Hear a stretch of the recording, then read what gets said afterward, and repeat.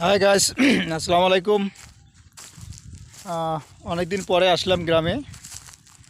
তো গ্রামে আসার পরে ভাবলাম একটু এলাকাটা একটু দেখে বেড়াই।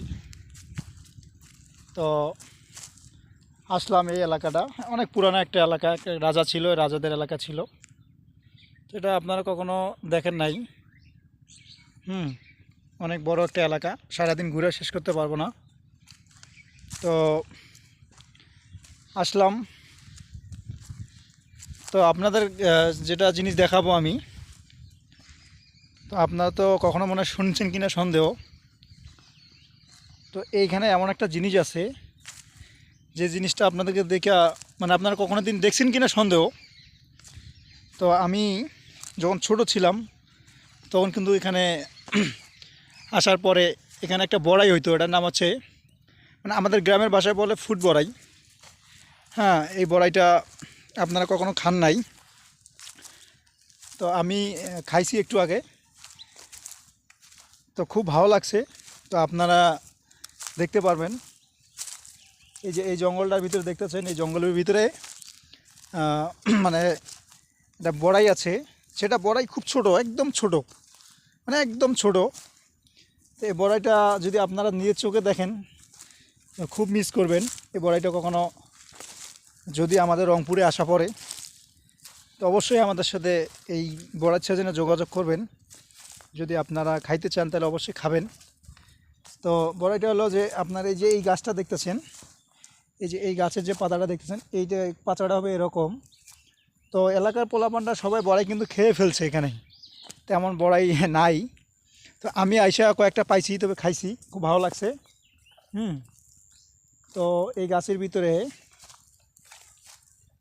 এই গাছটা হবে এরকম। হুম। তো এখানে সম্ভবত বড়াই শেষ এটা শেষ করে ফেলছে, এটা নাই। তো আপনারা যদি আরেকটু দেখেন যে বড়াইটার সাইজ হবে এরকম। এই যে গাইস, এই যে এখানে বড়াইটা আপনি দেখতে পাচ্ছেন, এই যে এই যে বড়াইটা, এই যে এইটুক বড়াই, এই বড়াইটুকু খাইতে কিন্তু খুব মজা, অনেক সুন্দর একটা লাগে। হ্যাঁ, তা এই বড়াইটা কাটা আছে। ও, এই বড়াইটা যদি আপনারা অবশ্যই খাইতে চান অবশ্যই আসবেন। আর এখানে কাটাগুলো যে আছে, কাটাগুলো কিন্তু অনেক যন্ত্রণাময় কাটা। এই কাটাগুলো কিন্তু কষ্ট দেয়। তো বড়াইটা তো অবশ্যই দেখছেন গাইস, এই যে এইটুকু বলে বড়াই।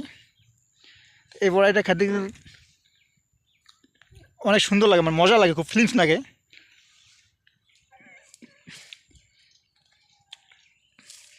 হুম। তো অন্তত আমার কাছে খুব ভালো লাগে। তো আমি গ্রামে আসলে, যখন বড়ার ছেঁচে আমি গ্রামে আসি, আসার পরে আমি এই বড়াইগুলোকে খুব মিস করি। আমাদের স্কুল, যখন আমরা স্কুলে পড়াশোনা করতাম তখন আমরা এই বড়াইগুলো এসে খুব খাইতে মজা করতাম। তো দেখেন কাটা কীভাবে আটকায় ধরে এখানে। হুম। তো ওটা একটা গাছ, এই যে এখানে আরেকটা গাছ। তো এখানে জঙ্গলের ভিতরে এটা অটোমেটিক থাকে। এখানে আমরা আহ, সবাই আসে, এখানে মজা করি।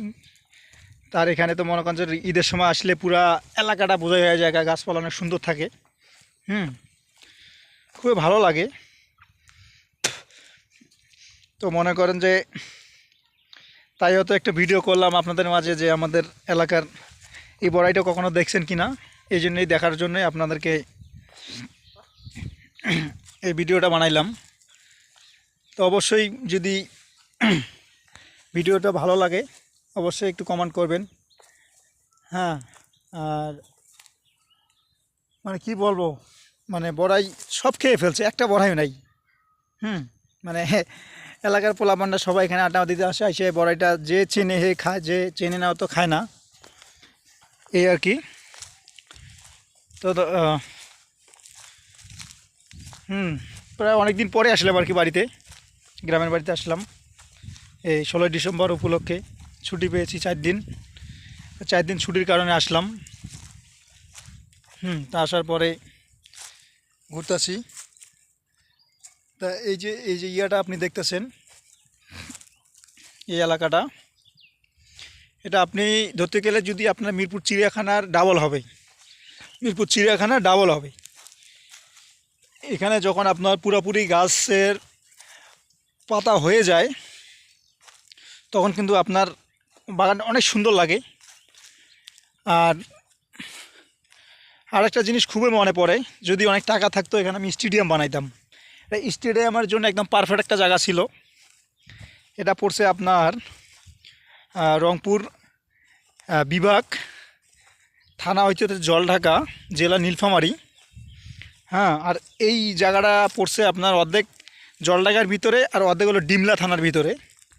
তো এই থানার ভিতরে মানে আমি কি বলবো, মাননীয় প্রধানমন্ত্রী উনি যদি আমার কথা যদি কেউ শুনতে থাকে, কেউ যদি বলে, তা আমি ওনাকে রিকোয়েস্ট করব এই জায়গাটার ভিতরে ভালো কিছু করার জন্যে।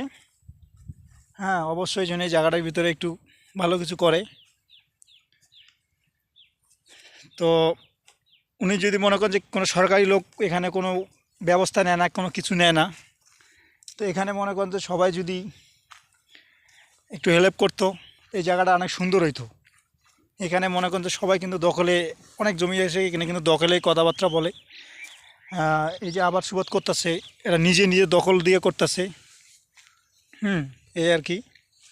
তো আমাদের এক ভাই আছে, আমরা তার সাথে একটু কথা বলবো এই এলাকা নিয়ে, বলবে যে কি অবস্থা।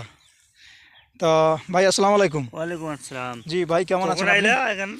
জি ভাই, আমি আসলে অনেকদিন পরে বাড়িতে আসলাম। তো আসার পরে এই এলাকাটা ঘুরতে আসলাম, আমার এলাকা। তো শীতকালে খুব ভালোই লাগে। তো সর্বপ্রথম আমি আপনাকে একটা কথা বলবো, আপনি এই এই এই এলাকাটা আপনি কি দেখতে চান, উন্নত নাকি এভাবে দেখতে চান? নো, এই এলাকা অবশ্য উন্নয়নে দেখতে চাই আমি। আচ্ছা, তবে এই এরিয়ার মানে চতুর্দিক দিয়া মানে আয়তন কতটুকু, সীমানা কতটুকু, এটা মাপা লাগে, মাপার দরকার আর কি। মাপার তো দরকার। আমরা কি এটা কি সরকারের কাছ থেকে কি আমরা কিছু আশা করতে পারি? ইয়েস। যে আমরা যদি মাননীয় সরকারকে যদি আমরা বলি যে আমাদের এই বন বিভাগটা সুন্দর, তার আওতায়, সরকারি আওতায় নিয়ে এসে সুন্দরভাবে একটা ডিসিপ্লিন করুক। এই যারা অনেক মানুষ আছে বেসরকারিভাবে জমিগুলো খাচ্ছে, এখানে মনে করেন যে আপনার এই বিভিন্নভাবে আবাদ করতেছে, আলু চাষ করতেছে, ভুট্টা চাষ করতেছে। আমার তো মনে হয় না যে সরকারি জায়গার ভিতরে এগুলো করা উচিত। তো এখন আপনি কি বলেন, ও মানে এটা কি এভাবে থাকা ভালো নাকি সরকারের আয়ত্তা যাওয়া ভালো হবে? এটা মানে আমি চাচ্ছি সরকার এইটার মধ্যে একটু চোখ দেখ, নজর দেখ। আচ্ছা আচ্ছা, এটা সীমানা নাপার পর জি, এটা চৌতুক দিয়ে একটা আমাদের উত্তরবঙ্গ গৌরব হিসেবে এটাকে একটা চিড়িয়াখানা হিসেবে বা একটা শিশু পার্ক বা একটা বিভিন্ন রকমের নাম করা একটা পার্কে বা একটা স্টেডিয়াম। আমরা তো স্টেডিয়াম হলে আমরা খুবই ইয়ে হইতাম যে এখানে যদি একটা স্টেডিয়াম হইতো, অনেক বড় জায়গা ছিল একটা স্টেডিয়ামের। এত দূরে সম্ভব না, কারণ তবে যদি একটা ভালো কিছু থাকতো অবশ্যই আমরা আশা করতে পারতাম। বিনোদন পার্ক হইলেই ভালো। জি জি জি, তা আমরা যদি একটা বিনোদন পার্ক যদি হইতো, এখানে হয়তো এলাকার মানুষগুলো খুশি হইতো বা আমরা খুশি হইতাম, বা বাইরের থেকে বিভিন্ন মানুষ আসতো, আইসা দেখতো। ভালো লাগতো যে অমুক জায়গায় গেছিলাম, অনেক সুন্দর একটা পার্ক, উত্তরবঙ্গের একটা গৌরব হইতো। তাই এটা আমাদের ভাইরা বলতেছিল। হ্যাঁ হ্যাঁ হ্যাঁ, জি ভাই। তো গাইস, অবশ্যই আমি এটা ভিডিওটা দেখাইলাম আপনাদেরকে, অবশ্যই দেখলাম। তো অবশ্যই আপনারা দেখবেন আর মতামত একটু জানাবেন। আমাদের এই জায়গাটা পড়ে আছে প্রায় বিগত 20 বছর ধরে। 20 বছরের মধ্যে কোনো কিছু হয় না। 20 বছর আগে এই গাছগুলো ছিল, 20 বছর আগে এই গাছগুলো আপনারা দেখতেছেন 20 বছর আগে ছিল। 20 বছর ধরে কোনো কিছু যত্ন বা কিছু করা হয় না। তা অবশ্যই যদি মনে করেন যে আমাদের এই বন বিভাগটা কী করা উচিত, যদি এত বড় জায়গা একটা পড়ে আছে ফাঁকা, তো অবশ্যই আপনারা একটু কমেন্টে জানাবেন এখানে কি করা উচিত, কি করতে পারি। হ্যাঁ, তো অবশ্যই ভালো থাকবেন। আজকের মতো এই ভিডিও এই পর্যন্তই শেষ। তো আল্লাহ হাফেজ, আসসালামু আলাইকুম। আর যারা যারা আপনাদের চ্যানেলটাকে দেখছেন অবশ্যই সাবস্ক্রাইব করবেন, অবশ্যই পাশে থাকা বেল বাটনে একটু চাপ দিবেন। ওকে, আল্লাহ হাফেজ।